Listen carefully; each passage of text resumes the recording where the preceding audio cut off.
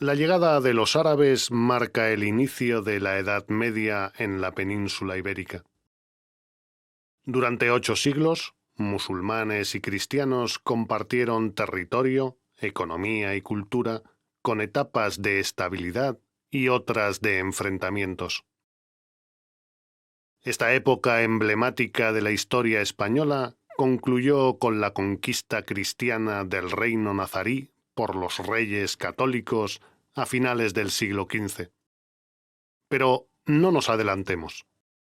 Vamos a echar un vistazo a 2 cortes de aquella época. Una está en Toledo, capital del gran reino de los visigodos. La otra se encuentra en Damasco y pertenece al califato omeya. El poder de los 2 monarcas es tanto político y militar como religioso.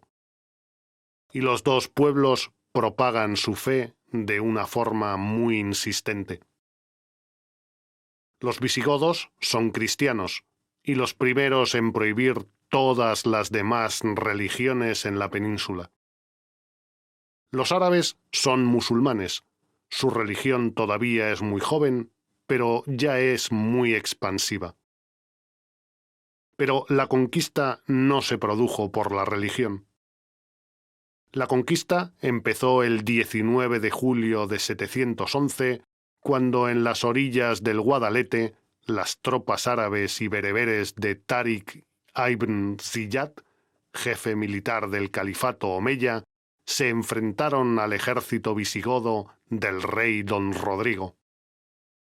Es curioso que, al cruzar el estrecho que separa la península ibérica de África, el general nombró la roca que estaba en la costa Zab al-Tariq, la roca de Tariq. Pasados unos años, este nombre se hispanizó convirtiéndose en Gibraltar. Don Rodrigo no tenía apoyo absoluto de su pueblo, pues había tomado el trono de una manera violenta, y entonces los nobles que apoyaban al rey antiguo pidieron ayuda a sus vecinos, los árabes, que poseían una gran fuerza militar. Sin embargo, don Rodrigo tenía 3 veces más soldados que Tariq. ¿Qué le hizo perder la batalla? Pues una traición, fruto del conflicto que tenía en su reino. La batalla de Guadalete marcó el final de la España visigoda. Para el año 714, casi toda la península fue ocupada por las tropas de los musulmanes, a los que empezaron a llamarlos moros. Los cristianos, encabezados por don Pelayo, se refugiaron en las montañas de Asturias. Pero eso es otra historia. La rapidez de la conquista muestra que el pueblo hispano tenía poco interés en conservar a sus reyes visigodos. La mayoría de la población hispana se convirtió a la religión musulmana. Gracias a una buena economía, una eficiente administración, un disciplinado ejército y un bagaje cultural muy superior, Al-Ándalus pudo conservar fácilmente su dominio frente a los reinos cristianos. En 750, en Damasco, se produjo un violento conflicto. Los abasíes se tomaron el poder califal y mataron a toda la familia omeya. Solo un príncipe omeya pudo escaparse. Se llamaba Abderramán. Huyó a las tierras de Al-Ándalus y, en el año 756, proclamó el Emirato Independiente de Córdoba. Así, la rica región de Al-Ándalus fue perdida para el califato. El reinado de Abderramán I se caracteriza tanto por grandes éxitos militares, pues no perdió ninguna batalla, como por un gran florecimiento cultural. Fue él quien ordenó construir una de las mayores joyas de la arquitectura árabe en Al-Ándalus, la Gran Mezquita de Córdoba. Pero el emir que es quizás el más famoso de toda la historia de Al-Ándalus fue Abderramán II, que empezó su reinado en 822. Contemporáneo del legendario califa Harún al-Rashid, Abderramán II convirtió Córdoba en una ciudad de artes, ciencias y letras que podía rivalizar con la corte califal.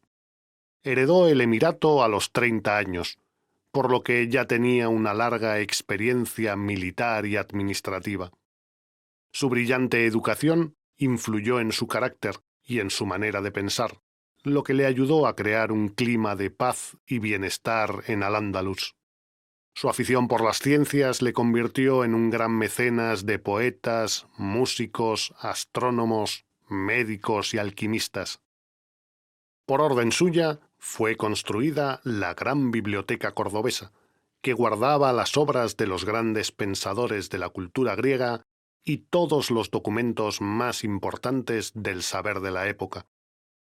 Amplió la Mezquita de Córdoba, instaló un nuevo sistema de irrigación, reorganizó el gobierno, inauguró las relaciones con los reinos del norte de África y con Constantinopla. Por fin, organizó una desigual embajada a las tierras de los vikingos. Todos los cronistas árabes dicen que sus días fueron los más felices de toda la época omeya.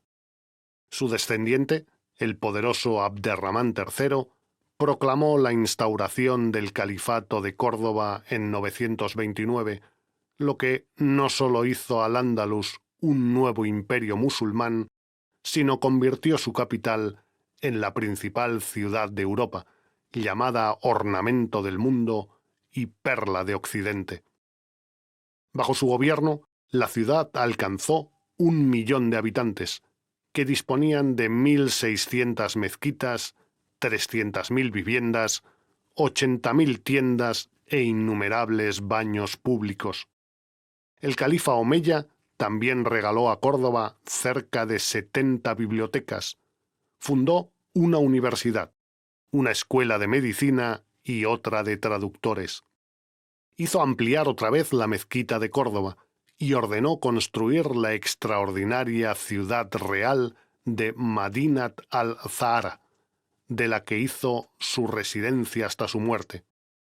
Pasaron unos 250 años desde la conquista inicial. Más de 5 siglos de historias, batallas, creaciones y acontecimientos estaban por delante. La época de Al-Ándalus dejó a España un enorme legado histórico y cultural.